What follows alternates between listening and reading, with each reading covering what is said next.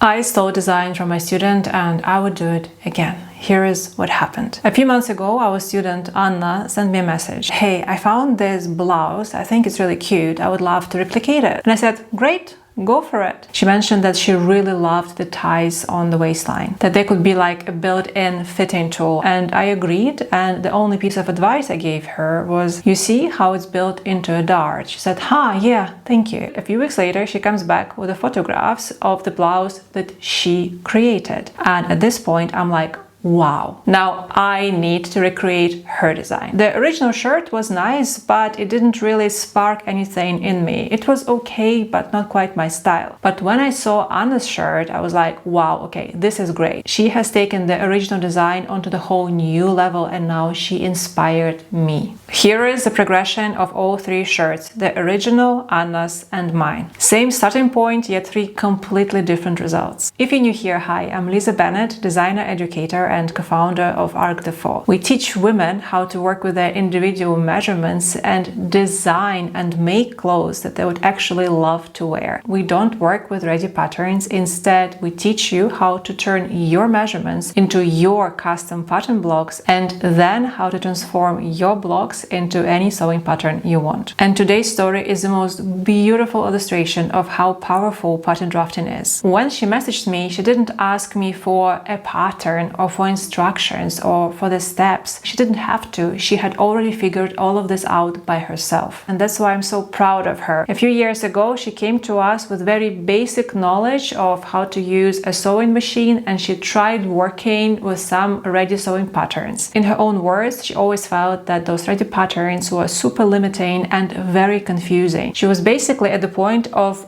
giving up on clothes making altogether. She said, your courses were my last try. If this doesn't work, I'm done. And I think a lot of you know this feeling. You try following instructions step by step. Very often they don't even make any sense and you are left disappointed with the results. The problem is that you just don't understand what you're doing, and unfortunately many people give up at this point. They think, oh well, it's just not for me. But look what happens when you learn the system step by step and learn to trust your own judgment. In just 4 years, Anna turned from a complete beginner to someone who can just look at the image and not just copy it one-to-one, even though she could have done that. Instead, she changes the details that she wants to change. She doesn't just copy a garment as it is. She takes a general idea of it, gets inspired by it, and creates her own design that speaks to her body and her personality. That's a completely different place to be at, and it's a very powerful one. Let me break down all three designs for you so that you can clearly see the evolution of thought process. At the base of every blouse would be the block, obviously. The blocks themselves are different in the original blouse and Anna's and mine, because in the original blouse they would be standardized. Anna has her own based on her measurements and I have mine, but the basic idea of every single block remains the same. I'll start with the front, and if you look closely at the original blouse, you'll see that there is a princess line dart and the ties are stitched into it. So I need to transform my basic block into the block with princess darts. First, I copy my bodice as it is and I add some space right away for the button stand and the facing for the button stand. So I extend my neckline here towards the button stand and towards the facing. This is my center front, and this is where my buttons will be sitting. And I can cut it out. What they have a princess line and it goes kind of into the armpit. Let's say over here, something like this.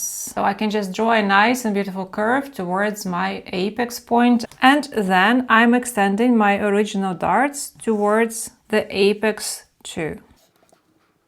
And now I'm cutting out my original darts. And now all I have to do is to close my shoulder dart, just this way. As you can see, I'm losing the shape of the shoulder. So what I can do here, I can just tape it here and use the tape as a bit of extra paper. Just to make sure my dart is closed. Next, I want to do my notches, my matching points across this new blue line. And then I can also do it here. And now I finish cutting out my shape, just following that curve towards the armhole. Here I always check if the curve is nice and smooth, if anything needs to be slightly corrected. So now I have my front made out of two parts. F1, grain direction along the button stand, and F2, grain direction through the middle. And that's the front pattern done. Let's move to the back, copy it as it is first. And same story on the back, the princess line is going into the armhole. You can just draw the curve from the original dart. And as for this shoulder dart, it's a decision that you make. Do you need it or not? It helps to shape the garment around your shoulder. So if you know that you usually keep the shoulder dart, just keep it. You don't have to do anything about it. If you don't want to have it, you can also just remove it by adjusting your armhole, whatever this measurement, you just reduce this much from the side if you don't want to have it. I will not go into depth about it because it doesn't really have any structural difference for this pattern. It's a personal preference. It will depend on the fit, okay? In the original pattern, they don't have it. What is important is to cut out my back, the princess line. This is one side and this is another. You can mark your connecting points and just cut it out. Let's say this is B1, this is B2, and let's do the same for the front. F1, F2, grain direction here, this way. This is the main part, it's done. And as for the sleeve, I don't know what block they used, maybe this one more fitted, maybe a slightly dropped cap. Again, doesn't matter, it's just a basic sleeve. But a few more interesting details they have is the ruffles. The length of the ruffles depends on how full you want your ruffle to be. It's a very, very simple design. You don't even need a pattern for it. So they have one ruffle that is attached at the bottom, and here it's just a gathered rectangular. And then there is also other ruffle, like the mini ones, and they are just smaller rectangulars, and they will be even longer than this one, yeah, because they're more gathered. So this will be at least 2 times longer than the waistline, and then this will be probably 2 times longer than this ruffle, and will be 2 of them attached on top, stitched in the middle. This is the original pattern, and also 2 ties which are inserted into this seam. It's very handy for that. That's it. That's the original shirt. Now, what has Anna changed? First, she removed this decorative ruffle, so she only kept the bottom one, the big one. And second, she changed the sleeve. First, I copy my block as it is. And right away, I can draw a few more lines parallel to the center one and cut it all out. So what's her biggest change? She made a puffy sleeve. So I'll take my copied sleeve and I cut out all these lines. And now I just spread them evenly on a new piece of paper. I'm adding more volume to my sleeve. The more you spread, the puffier will your sleeve be. Anna's sleeve looks pretty puffy, so let's say something like this. And I just glue it to this new piece of paper. Yeah, and now I just redraw my curve and cut it out. Grain direction wise, all remains the same. All of this will be now gathered. So this creates puffiness on the top, and this will create puffiness at the bottom. One more thing, probably somewhere around here, she would have opening to add the cuff. From then, the last part for the sleeve was the cuff. Cuffs are pretty straightforward. There we go. So now this is Anna's pattern. The back and the front, almost the same as in the original. She simplified the ruffle and she changed the very plain and basic sleeve into a puffy one with the cuff. And in my opinion, this is what made the shirt design much more interesting. I completely forgot to mention that she didn't just make one shirt. She first made this one, the pink one, that really set me off in terms of inspiration. I absolutely loved it. Then she went ahead and created another one with slightly different shape ruffle, but again, the same design. And this is what I keep telling you again and again. Don't be afraid to repeat your own designs. Every time you repeat something, you discover new ideas, new design solutions. And if you love a design, keep making it. There is nothing wrong with it. Quite the opposite. It's super beneficial. What did I do differently? First of all, I chose different fabric. Both original and Anna's are made with very lightweight cotton. I chose slightly heavier cotton linen blend. And I had a cut of 1 meter of fabric, and I really wanted to make sure that the pattern fits. So that's what I did. First, I obviously changed the sleeve. Same shape, but I made it shorter. I won't even copy this one. I'll just fold it. And then I have some sort of variation of a cuff around my bicep. That's it with the sleeve. And in terms of the blocks, I did something different. As much as I love the princess line darts, especially this kind of shape. I've had so many garments done this way. This time I decided just to keep the blocks as they were. Once again, let me quickly copy them. So here in the front, same story with the button stand, and same here. I'm keeping the darts. The only thing is I'm moving the shoulder dart to the side seam. No real reason, I decided to do it, okay? For this, I need to extend my shoulder dart towards the apex. And now I'm cutting this dart out and open up this line. And I can close my shoulder dart. Here I'll have the same issue with the shoulder and I can fix it right away. And as for this dart, I need to move it a little bit away from the center by about 2.5 centimeters. Again, I'll just use tape here. Here is my center. I move it over here and redraw the legs. That's all. That's my new front pattern. And my little ties I also hid in the dart. I just attach them here from the face side, and then once I stitch the dart from the wrong side, they got stitched inside, so that also works. And the way I designed my ruffle, I just measured the length of my waistline back and front after darts are closed, so these parts. And after the facing for the button stand is also closed. And I measure it separately for the front and for the back. For example, here in the miniature, in the front it's 3 and 3, say 6. 6.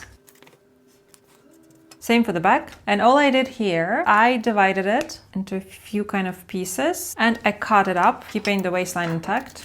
And now, slight difference. For the back, I just went ahead and spread them like this, yeah, to create a beautiful curve. Cut it out. So this goes to 1/2 of the back. So for the entire back, I'll need 2 of them. My grain direction is here in the middle. And for the front slightly different because I have the button stand. I need to keep my grain direction over here. For the front, I do the same slashing, but I just make sure that my grain direction stays where it stays. This kind of stays straight, and then I slightly raise these ones. So it's like this. Same grain direction so that the buttons sit on a nice and straight line, and then it can go a little bit whoop to the side. So now this is my pattern. Slightly different from Anna's, and again, biggest change was the sleeve. I made it shorter. Here is a difference just to compare with Anna's. Yes, and she had the ruffle front and back.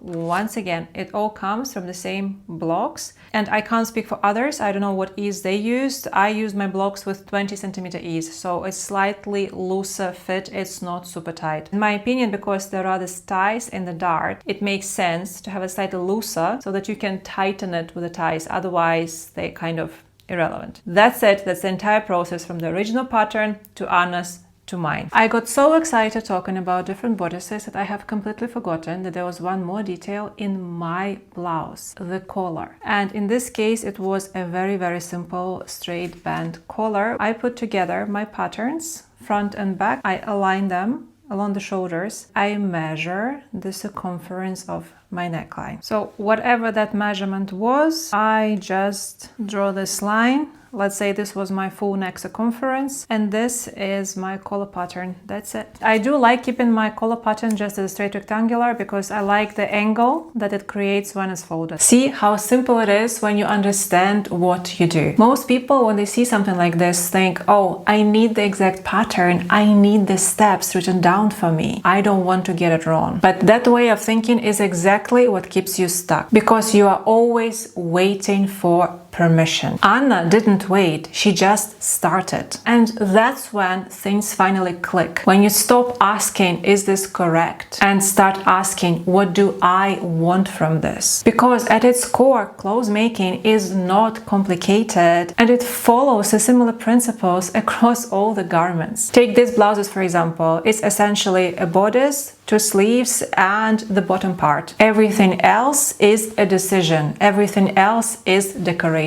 And if you want to learn how to design your own garments, copying existing ones is a great practice. And when you do this, you can decide, do you want to copy this garment exactly how it is, or do you want to tweak it to make it work for you? Neither is right or wrong. Both are completely relevant. The only question you should be asking yourself, what do you want from this garment? Unfortunately, clothes making has been reduced to this idea of copying pattern exactly how it is. But inspiration, the creativity doesn't come from placing the dart in the exact same position. It comes from understanding what do you love in general from this garment overall. You can get inspired by the general feel of the garment. Maybe it's proportions, maybe it's the sleeves, maybe it's the details, but it doesn't have to be one-to-one. The real skill is in understanding what you're doing and in learning to trust yourself to make decisions that work for you. You don't need permission to be creative. If you want to improve your skill, you have to get your hands dirty, you have to try things out. And the best part is that you never know who are you going to inspire by doing that.